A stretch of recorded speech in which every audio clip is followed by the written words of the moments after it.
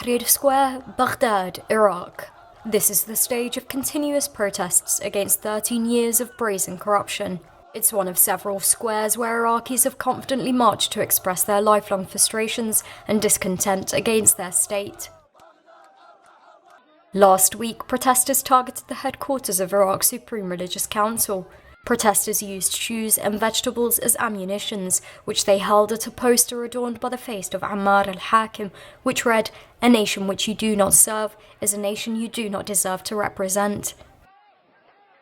The nationwide protest movement began peacefully, but levels of violence have been creeping up in past weeks. Clusters of strategically deployed militias are the latest threat protesters face, according to local reports. لابسه زي الحرس الوطني اعتدوا علينا بالضرب فرشوا الخيمه سرقوا محتوياتنا رجال شايب عمره 50 سنه ومريض شوف مريض بيسكر شوف بضربنا غطوا علينا غطوا العرق وحصلنا. Violence in Basra reached breaking point after violent raids were carried out against a youth protest camps by militia elements, as seen in this video footage. Militias stormed through their picket line, vandalized and eventually tore down their encampment. Later that day, locals also reported random beatings on the street and the firing of live rounds. Attempts to sabotage protesters' peaceful demonstrations failed, however, as Basra's youth struck back by rebuilding the camp militias had flattened 2 days ago. Twitter users have reprimanded the country's religious figures, many of whom are aligned to these criminal gangs, for their silence and unresponsiveness to civilian demands. Similar sentiments have been directed at Iraqi Prime Minister Haider al-Abbadi, who has yet to publicly condemn the bouts of violence sweeping Basra, Babil and Karbala. Meanwhile, more and more photos of militias infiltrating protest crowds continue to circulate online. Iranian shadowy commander Qasim Soleimani was also sighted in Karbala, with Iraq's Popular Mobilization Forces commander Abu Mahdi al-Muhandis in what locals describe as an attempt to repair the Marja'iyya's weakened support base. A senior Shia cleric from Ammar al-Hakim's religious circle is here seen making a public appearance in what many have described as a staged show of solidarity with protesters. But his presence created a rift between them, leaving many unnerved. After angry protesters bellowed slogans that condemned the Islamic Supreme Council, the cleric made a hasty leave. A distinctive slogan that has become a defining motif of these latest uprisings has been the denouncement of Iraq's religious establishment, accompanied with a call for a civilian government free from corrupt officials and merciless militias.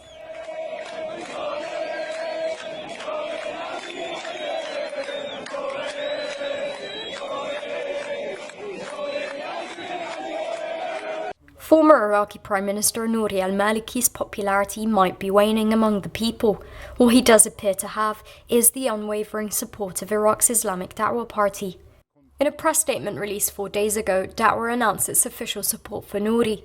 The statement defended him against allegations and distortions viewed by the party as fabricated claims televised by media stations whose agendas are widely known.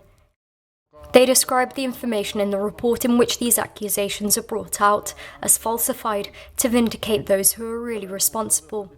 Maliki and his lifelong trustee, Al-Dawah, appear to be united in their belief in the idea that Mosul's fall was a conspiracy cooked up in Turkey and served in Erbil by Kurdish officials. The absence of evidence in support of these claims, as analysts believe, points to the former premier's attempt to deflect blame away from himself by any means necessary. Since his return, Maliki's defiance has been laid bare in his threats to leak incriminating information that could ruin government. He confirmed in a speech delivered the same day that everything we have been silent about so far will soon be exposed. Others believe Maliki will not need to resort to his trove of secrets. Ayad Jamal al-Din, an Iraqi politician and opponent to Iranian interference in Iraq, stated in a Facebook post that expecting from our current Prime Minister Haider al-Abbadi to imprison Maliki would be foolhardy. He went on to say that Maliki has ample evidence to incriminate various state officials without referencing any names. Ayad heavily criticised Abbadi and likened his rule to the mafia, which Nouri and other religious figures are members of, as he stated. Maliki remains defiant, however, blaming Iraq's neighbouring states for the failures he stands accused of having committed. Defiance has long been a recurrent theme in the 8 years Maliki ruled for, and even after. Last June, he demanded immunity from prosecution in exchange of stepping down from his seat in power. While Maliki could face trial over Mosul's collapse, many in the country hold low faith that they could actually see this happen.